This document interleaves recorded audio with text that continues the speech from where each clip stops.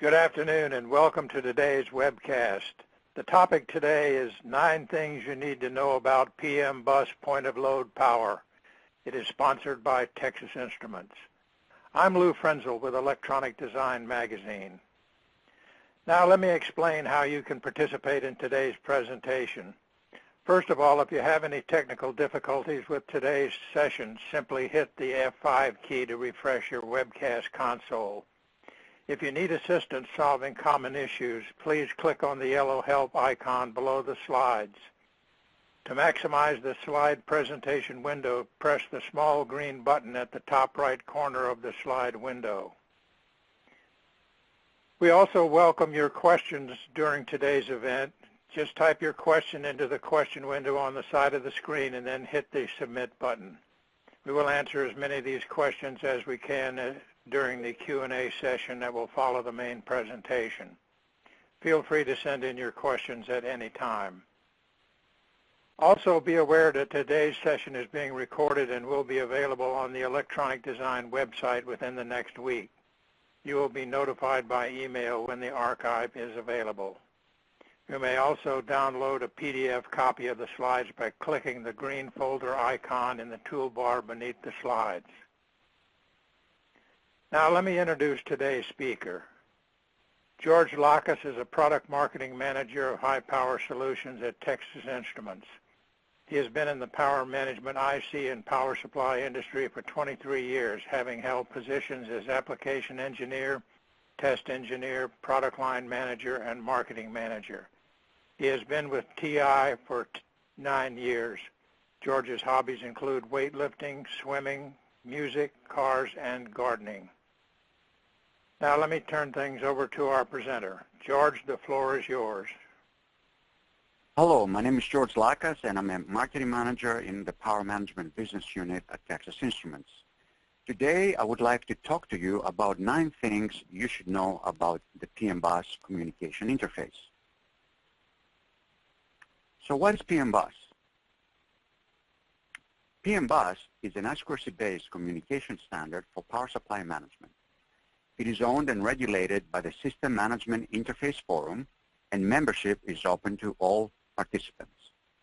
Release specifications are freely available. You can go to pmbus.org to download the latest spec, which is revision 1.3. PM Bus works with all types of power management products: AC to DC power supplies, isolated DC to DC brick converters and bus converter modules, non-isolated point-of-load converters, hot swap controllers and subsystem power monitors, supply sequencers and point-of-load voltage programmers, and monitors and fan controllers. Number 2, what are the PM Bus basic requirements? Some of the basic PM Bus requirements are that the PM Bus power supply ICs must start up safely without any bus communication. Some devices may need to be pre-programmed as a factory defaults before startup, but generally they should start up without any PM Bus communication. They can be used with or without a power system manager and controller. They should support a set and forget mode, which means they can be programmed once at the time of manufacture, and then they should be able to operate at those settings without any bus communication. The PM Bus devices can load the default settings from hard-coded constants on the IC, pin programming, also known as pin strapping, or settings in the non-volatile memory that is found in every one of the TI power supply ICs. These are the memory and startup concepts. So basically, to start a power supply IC with PM Bus, first you apply the bias power to the IC, whether that's 3.3 or 5 or 12 volts. Then you load the hard-coded values. These are values that were hard-coded, designed into the IC for some of the settings. If there are no hard-coded values, then you look at the pin programmed values. Those are values that are set through external pin programming or pin strapping with external resistors or capacitors. If none of those exist, you load the values from the default store. If there isn't any default store values, you load the values from the user store memory, and then you enable the bus communication. You accept these valid values from the bus, and then you check to see if the output is enabled. If the output is enabled, you are starting the power conversion.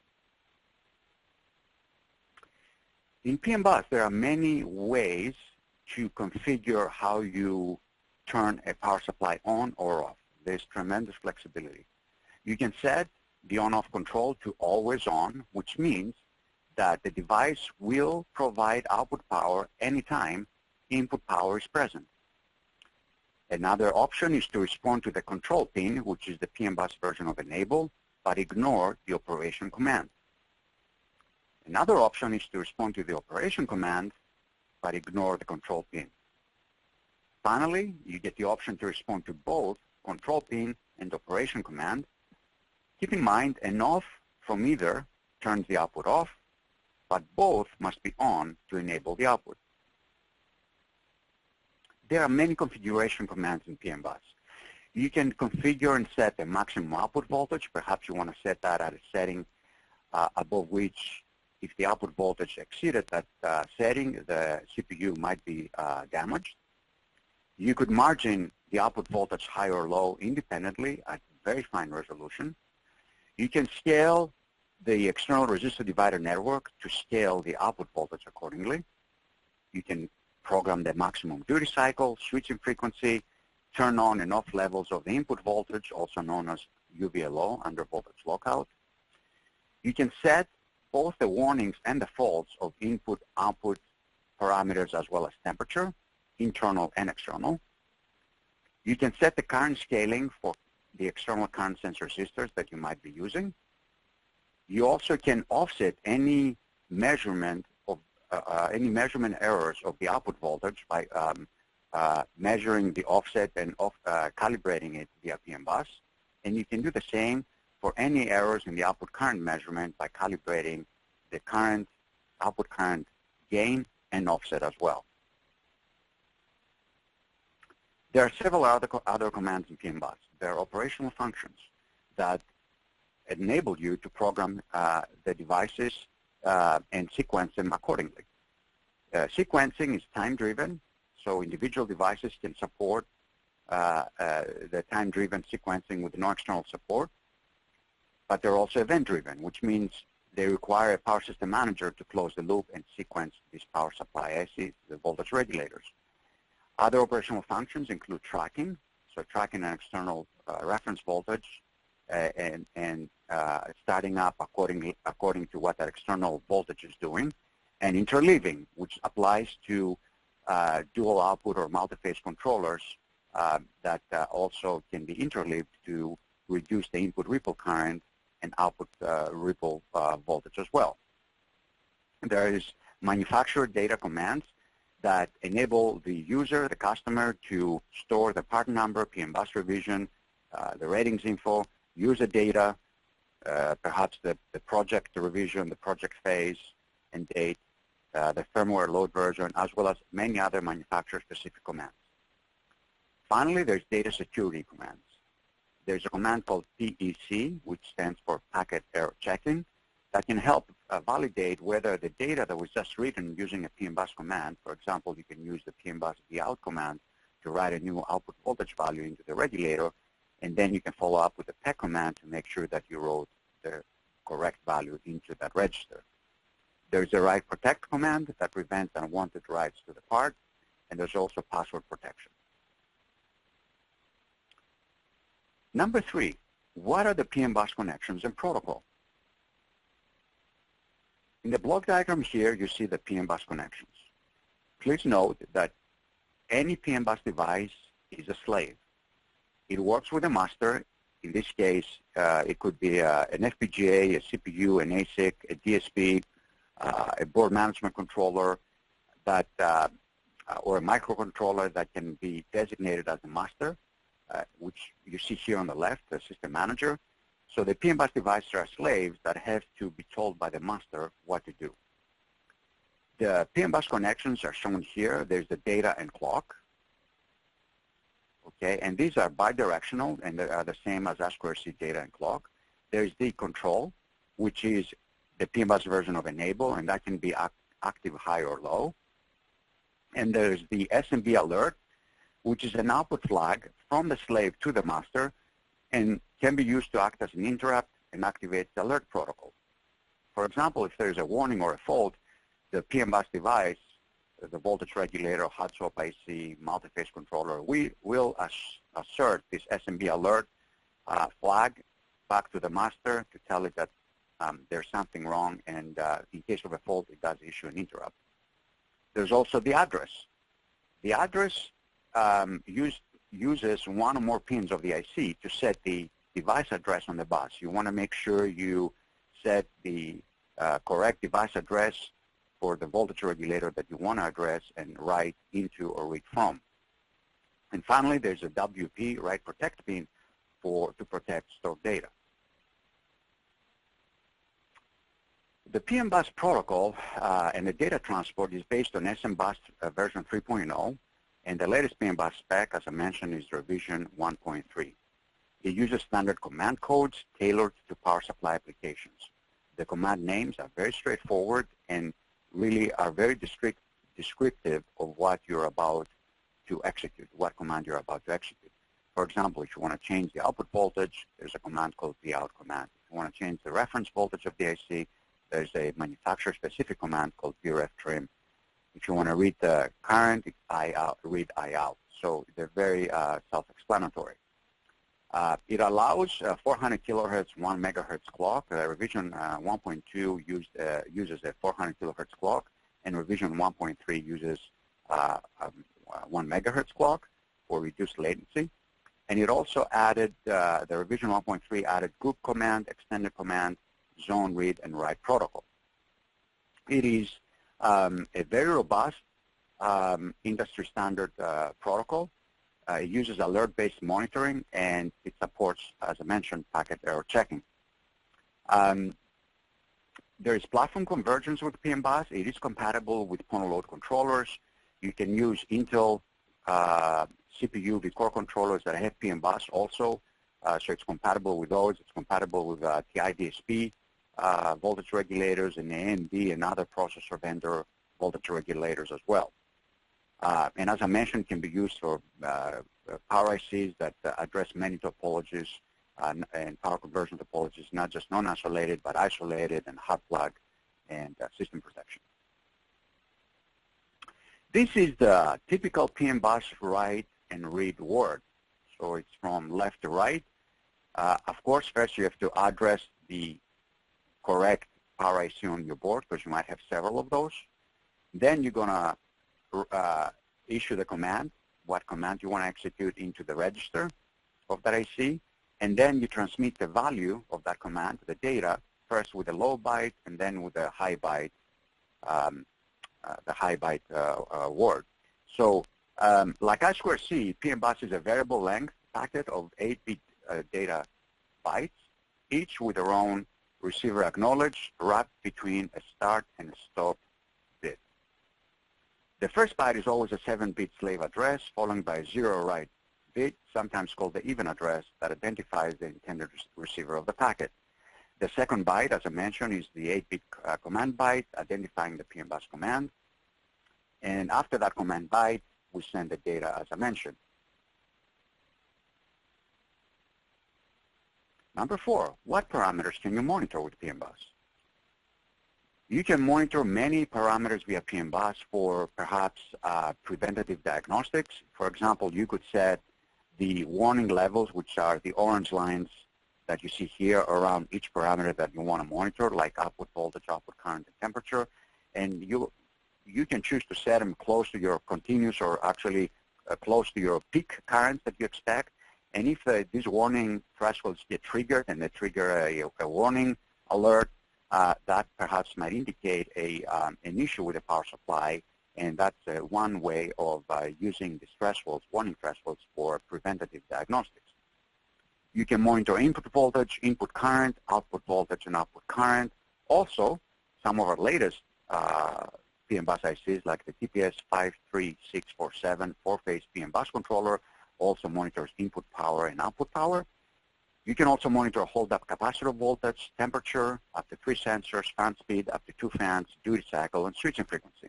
And what you see on the right is a screenshot of TI's PM Bus Fusion GUI that we use, and it's free to download on the TI web to use with configuring the PM Bus power supply ICs that we offer.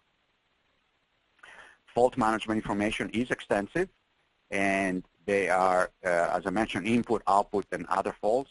For voltage, you can set your overvoltage and overvoltage and undervoltage warnings and faults, your overcurrent faults and warnings. For output, similarly, you can set the overvoltage and undervoltage warning and faults, overcurrent faults and warnings, as well as undercurrent. That's basically in case there's an event that where the current is drops below the expected continuous current, so there is a fault there as well. And then you can also set temperature faults and warnings as well, both over temperature and under temperature. There's other faults as well, like fan faults, current sharing faults, power limiting faults. In case of multi-phase converters and controllers, we have current share per phase faults to perhaps indicate a phase-to-phase current imbalance, pre-bias startup faults, under voltage lockout faults, and others. The PM Bus protocol supports 2 alarm levels. The faults that are triggered that trigger the device to issue an alert, SMB alert, and an interrupt is a major alarm. The warnings are useful to notify the host, the master, that attention perhaps needs to be paid. The parametric information, as I mentioned, can also be read from the PM Bus devices. And the fault notification options are several. The host can continuously poll PM Bus devices. The PM Bus device can send an interrupt. The PM Bus device can become a master and transmit notice to the system host. The fault response methods that are supported are also quite flexible. For example, if there's, in case of an overcurrent event, you can actually continue operation right through the fault if you want, perhaps hoping that it's a glitch and it will be removed by itself. You can also implement delayed off, wait for a specific time, and then if the fault persists, shut down. There is a hiccup mode option, which you basically shut down and retry, continuously retry until the fault has been removed. And then there is the latch off option where you immediately, as soon as you experience the first overcurrent fault, you do shut down your latch off. Number 5, so we talked a lot about the PM Bus specification, the protocol, what you can monitor, what you can program, but why do you really need PM Bus? There is an increasing there's an increased need for improved efficiency in power systems in data centers. That is needed because the input power, the power budget coming into the data center is fixed. So the data center operators that have thousands and thousands of servers and enterprise switches and storage in these data centers really want to maximize the usage of the input power, the power budget that they have in that building for throughput. And so, for example, here in 2013, the U.S. data centers consumed 91 billion kilowatt hours of electrical energy. And so the data center operators and the owners have a huge incentive to improve efficiency and optimize efficiency and eliminate waste so that they can use as much possible of the input power coming in. There's a term called power usage effectiveness that is used a lot with showing how efficient a data center is.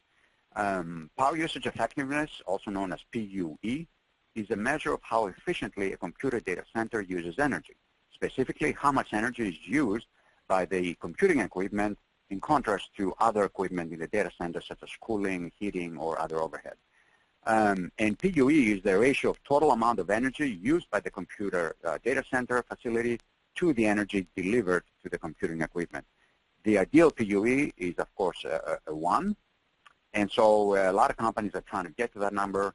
Right now, Google probably has the best PUE at 1.12. And what that really means is that the servers and all the communication infrastructure, equipment, switches, and storage in the data centers account for about 89% of the energy use in that building. So it's pretty good.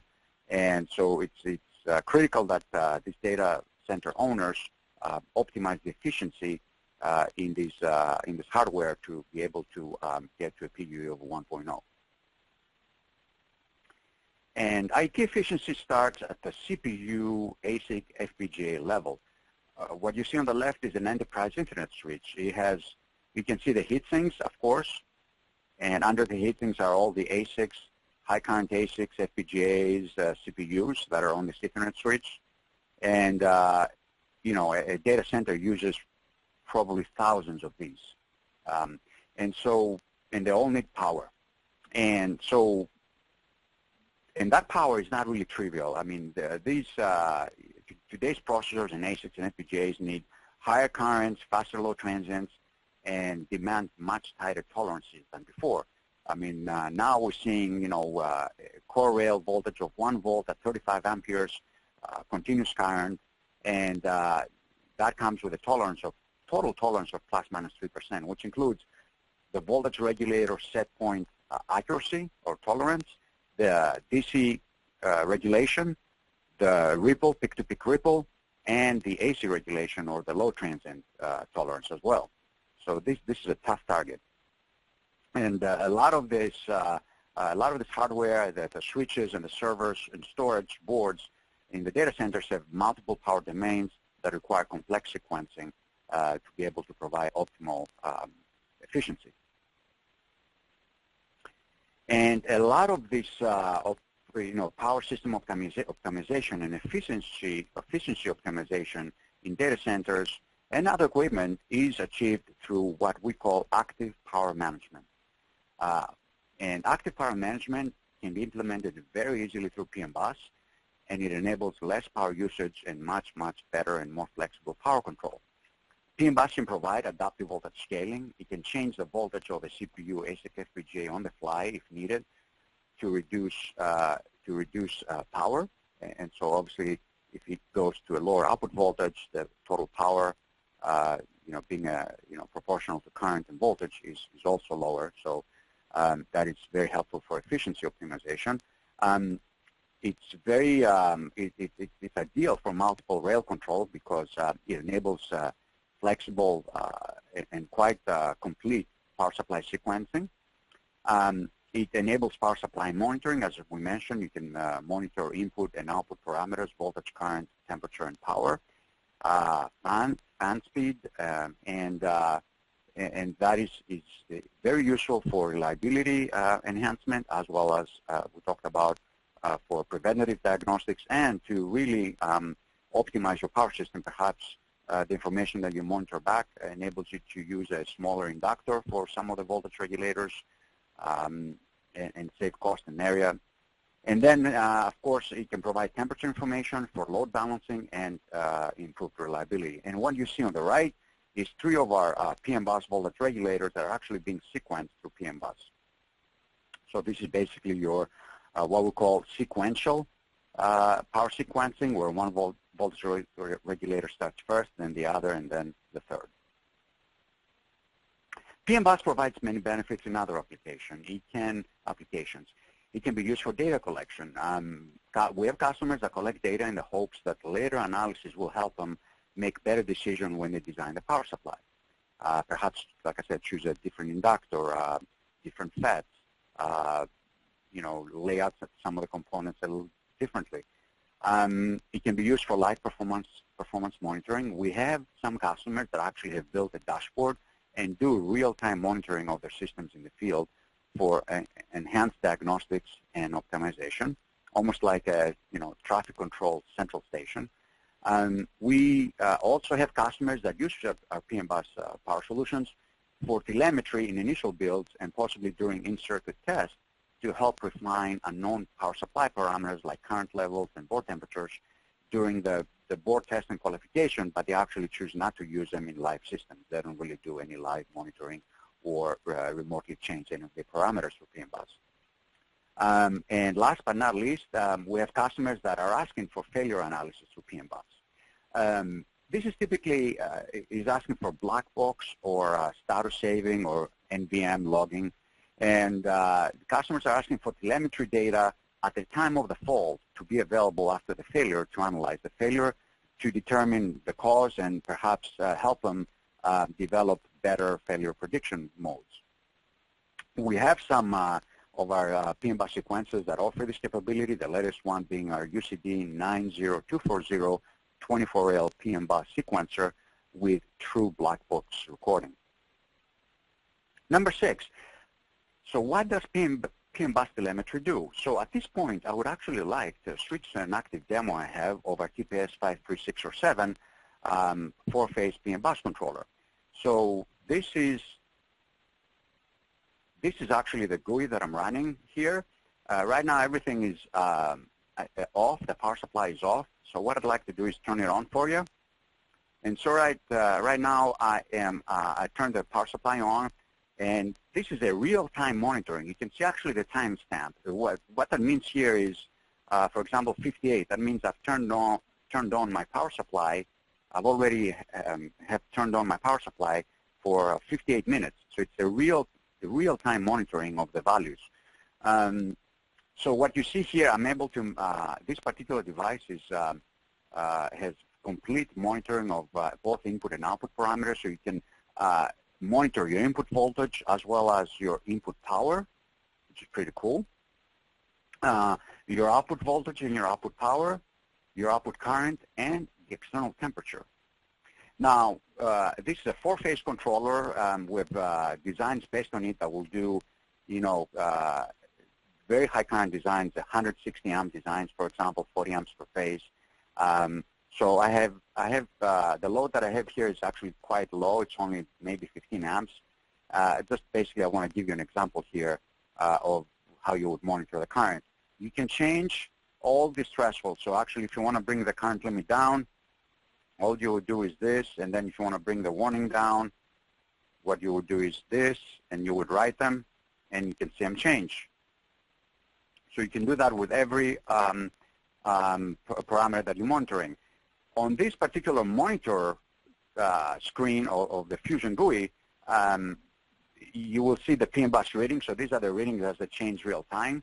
And basically the status registers, hopefully you're looking for all green, and these are all green.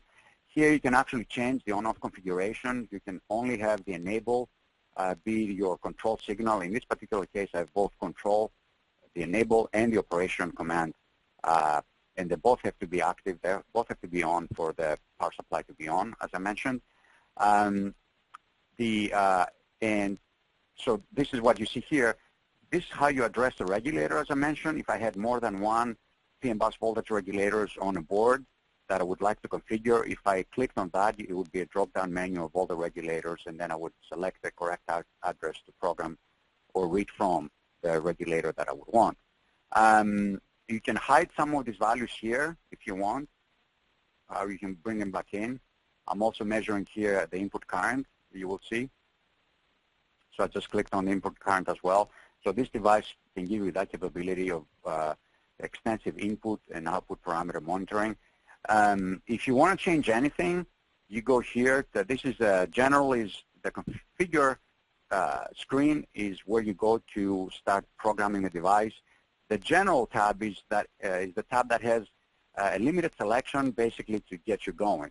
The vout max command basically programs a voltage to which the output cannot exceed, perhaps to protect the load. So here we set it on 1.52 volts. Right now the vout command that I have is 1.3 volts. You also can margin the supply. So let's see if I do 1.4 volts here for margin high, and I do maybe 0.7 here. And then I write it to hardware. Okay, so basically I just wrote it into the volatile memory of the IC, but if I really want to store it into the non-volatile memory, the memory that will retain these values, even if I power down the IC so that when it powers back up, it will power up to those values that I just programmed, then I have to click that. And of course, I do want to proceed, and that happened. So now, if I margin low, you can see how I'm, let's look, this the output voltage right here, so you can see how I went to the 0.7 volts. If I margin high, I should be close to 1.4 volts, and I am 1.383. There is some measurement tolerance of the parameters that are being monitored. Keep that in mind. So there's a measurement tolerance spec in the datasheet for every parameter that we're monitoring. And so you can see how it changed. So the margining enables you to eliminate your external margining circuit, which is typically a FET that you turn on and off on the board, and it injects a current into the feedback node of the regulator to change the voltage. But now you eliminate the circuit because you literally can do it with a click of a button, as you can see here. So that's a configure command. If you want to go to the complete configuration menu, this is what it is. So obviously a lot of commands here. You can program a lot of the values. As I mentioned, so if the current that you're measuring back here, the output current, is not exactly, 7 amps, and the way you would do that, for example, it would be you would measure the output current with an electronic load, and then you would subtract the difference from that value versus this value that you're getting through our RIC itself, and that value would be the offset. And then you go here, and if it's like if it's 1 amp, then you can actually deduct that value, the 1 amp, from the GUI monitor value, and that would give you then you will know that would give you, once that's done, that it will give you the real accurate measurement of the output current, because as I mentioned, every one of these parameters have some tolerance around it. So we do give you the flexibility to eliminate the errors on the output current measurement, which is one of the parameters that customers are very interested in. You can program other things as well. So here you can program the number of phases, the boot up voltage that you want to boot up to initially, and typically you want to program the boot up voltage to be close to the voltage that close to your final output voltage. So you can program the slew rate if you want to, the slew rate to be fast. Then you leave it as is, which is the slew setting. That's an external, it's a pin strap setting. Or if you want it to be even faster, you actually add 1.25 millivolts per microsecond to that slew setting that was already programmed through the external resistor. And you can program a VID offset, so an offset to the output voltage as well if you want. And of course, you have all the read parameters here as well. You can program, of course, all the warnings and limits, as I mentioned here. And you also get some registers to write your own information, like the date, ID, the model number, revision, things like that. These are manufacturing info registers that enable you to write your own information for your projects. So that is a 53647 demo. It also, part of the GUI is, of course, the status screen. And this, so if I had a fault, you would see the corresponding fault highlighted in its respective color. So for faults, it's red. For warnings, it's orange, and those will be highlighted. But right now, we don't have any faults, so everything's okay. So this is the TPS 53647 4-phase PN bus controller. A demo. You can download the GUI if you type in Fusion on the TI website, and you will be able to download the Fusion GUI Digital Power Designer. So let's switch back to the presentation if we could. Item number 7, or another thing you should know, is that you can actually implement PM bus for high volume manufacturing. To configure our power supply assist through PM bus, you use the Fusion Digital Power Designer. If you want to then export the settings to a file and load the settings in a configuration file into a manufacturing tool that you want to use for high volume programming of this PM bus power supply ACs, you can download the Fusion manufacturing GUI that enables you to do that. The cool thing about PM Bus is, unlike I2C, you don't have to be a programmer. You simply put a script of commands together and as a flowchart, and then you write the values that you want. And the script flow would be, first you verify that the correct part is present via the device code PM Bus command read. Then you write the configuration, you write the commands and the respective values into the volatile memory via PM Bus. Then you execute. Instead of saving every command after you write it, you can actually write all of them first, and then you can execute PM Bus store all command to save the configuration to the non-volatile memory of the IC. Then you reset the power to the device, so you power cycle the device. And when it starts back up, you read back the configuration that you wrote to make sure you wrote the right values into the device. The text file comes in a comma-separated value CSV format. And this is an example. First, you verify that the correct device is present. So you're reading the device code to make sure that's the device you want to program. Then you write the configuration. You start writing commands. In this particular case, you start with a scratchpad, and you may want to write, using this manufacturer 00 command, your own project revision. Then you start writing commands. In this case, for this device, which is a TPS 40422 dual output, dual phase PM Bus controller, you've chosen this command to enable the A to D converter to monitor the output voltage, output current, and temperature. And you also want to increase the dead time between the two gate drivers, channel 1 and channel 2. Then you want to write a command that defines how you want the IC to start converting the power. And so here we chose the write on off config as always converting. So as we mentioned in the beginning of the presentation, this means the IC will start converting to the output as soon as it detects there's input power present. Then you write the iout cal gain command. That's an additional command on top of the iout cal offset command that I showed you to offset the output current measurement errors. You also can offset the gain errors as well, which is the slope of the output current measurement curve.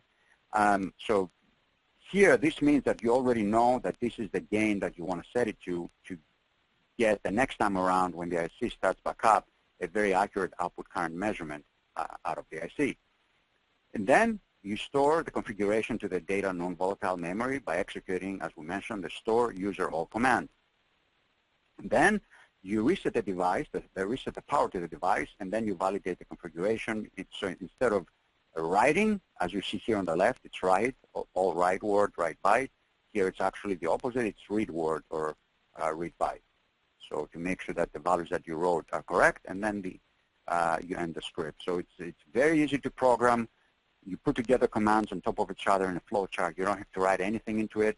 You pick the command and you pick the value, and you can put together a high volume manufacturing programming script. And this is how you create a programmer file.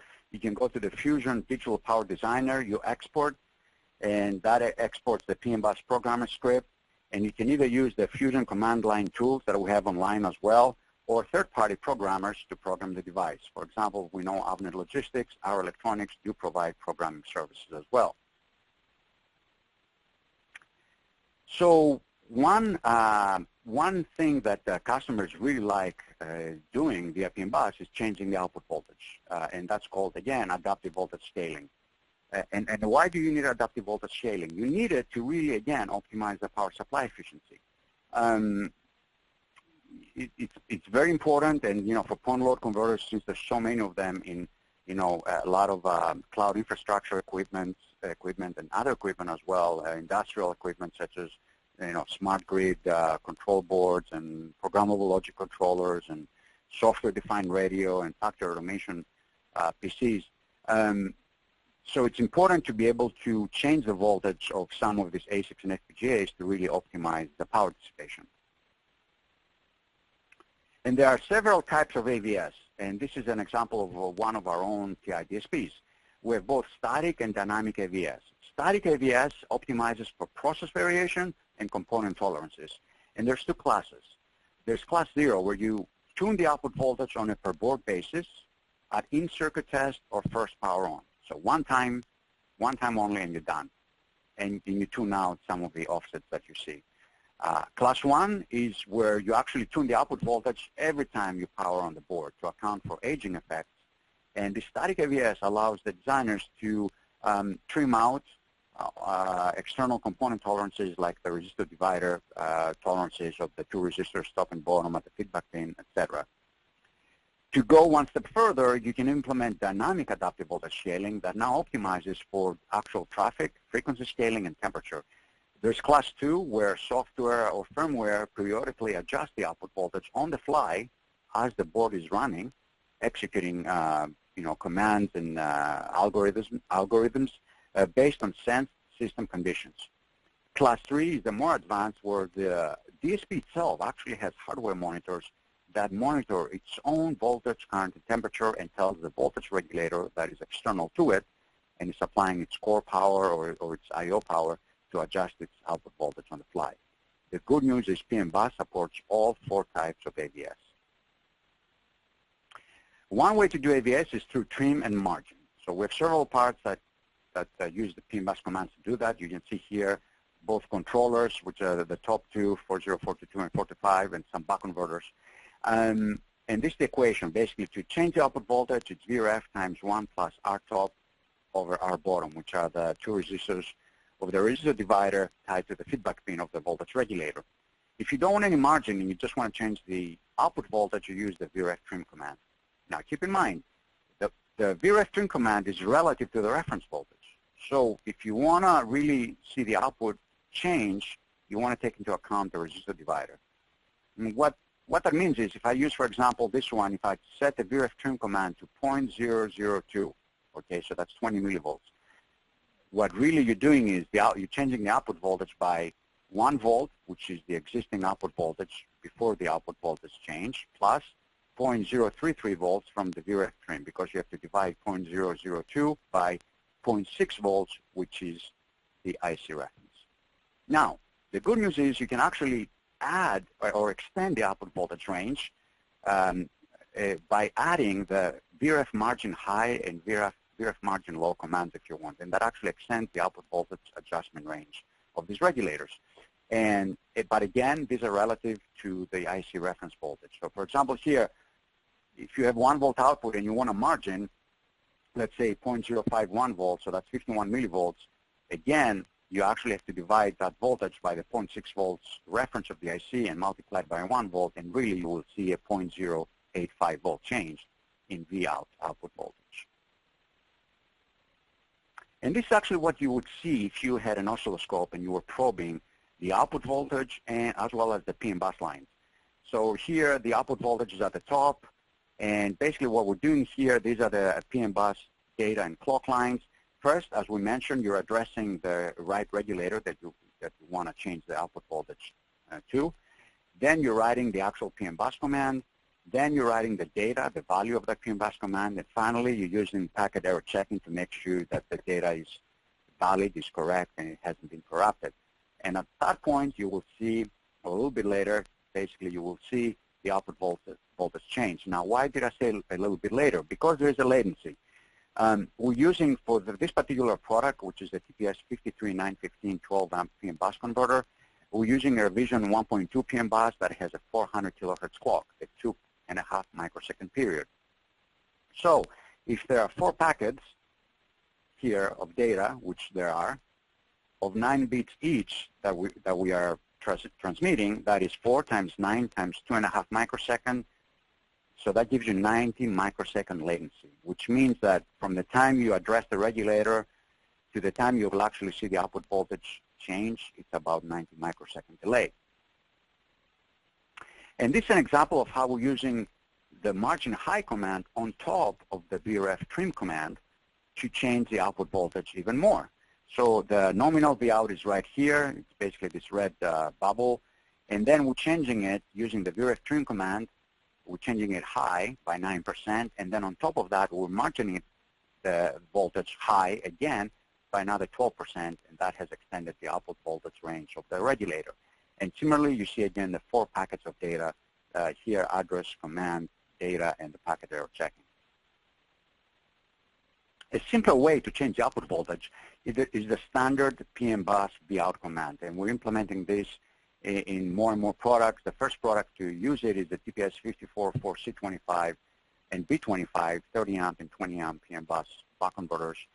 And the nice thing about the Vout command, it uses another command called Vout scale loop that basically already takes into account the resistor divider ratio, so you don't have to worry about the resistors. Now, there is some limitation here as well because we basically predefine the ratio and the output voltage adjustment or change range based on some ratios. We cannot go crazy and have, hundreds of ratios here, so we pick 3.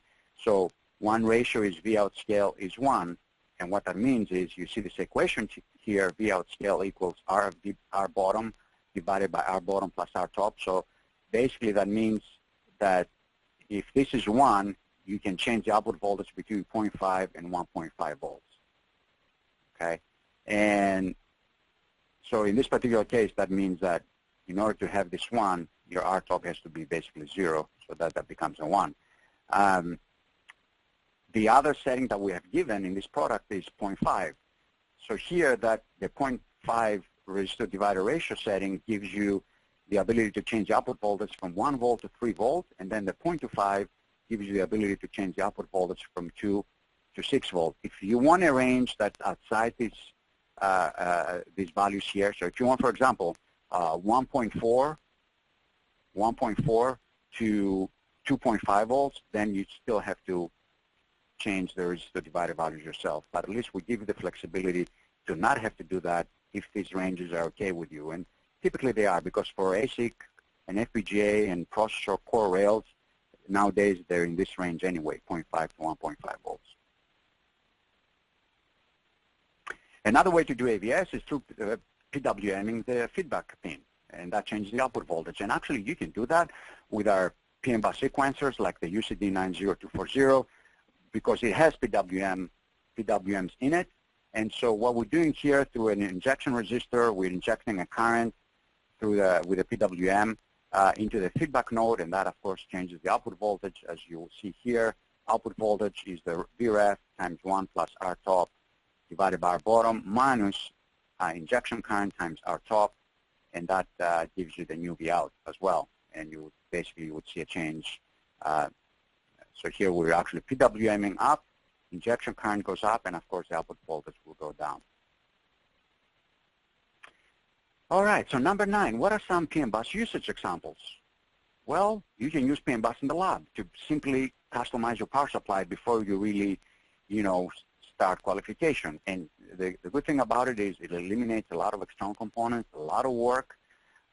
You don't have to breathe in, harmful, lead solder fumes and things like that.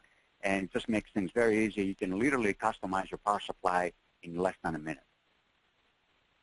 You can use PM bus in the factory. This is now really customizing the power system during manufacturing and high volume testing using automated test equipment.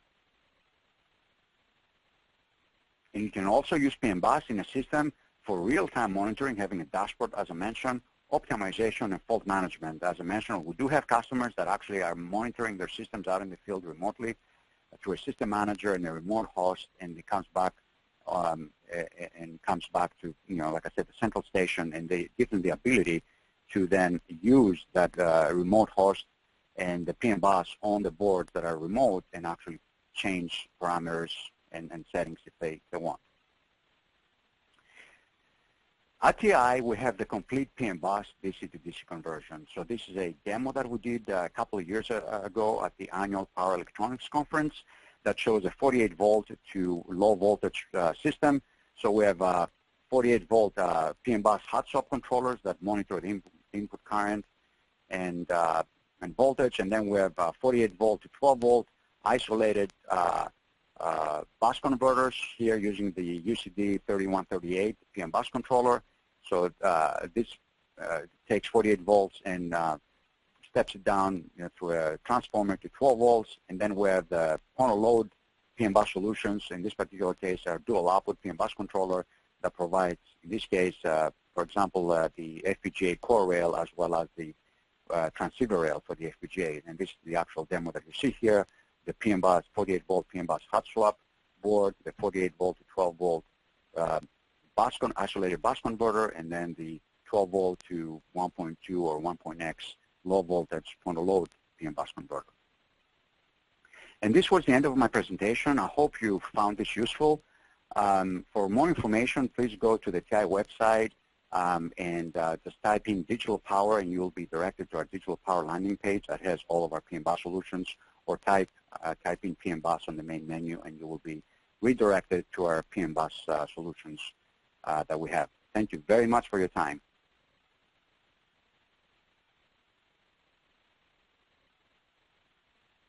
Very much for your time.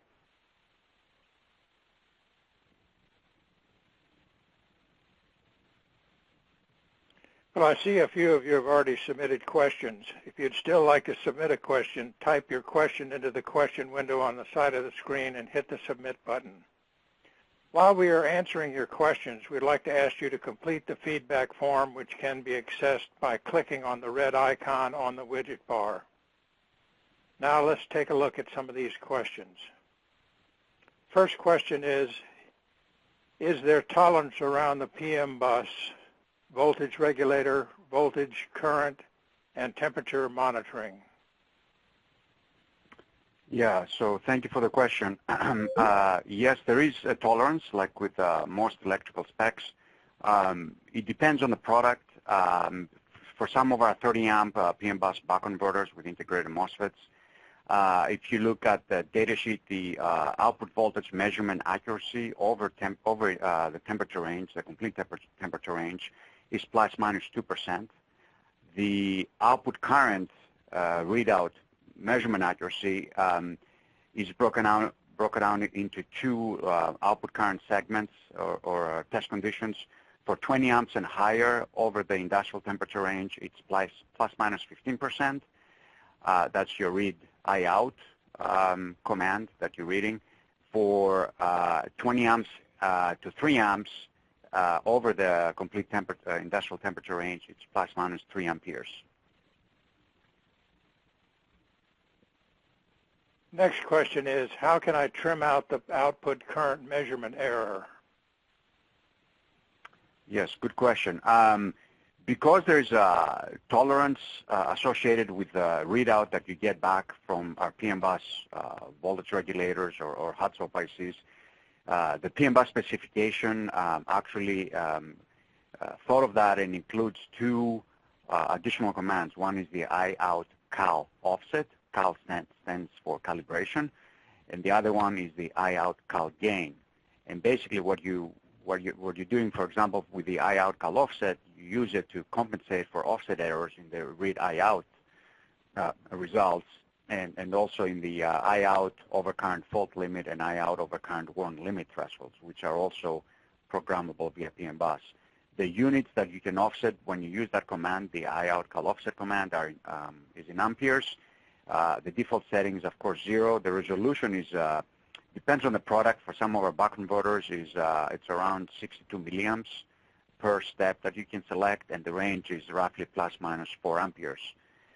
The way you would actually do that is, what we recommend is to calibrate the current measurement in circuit test.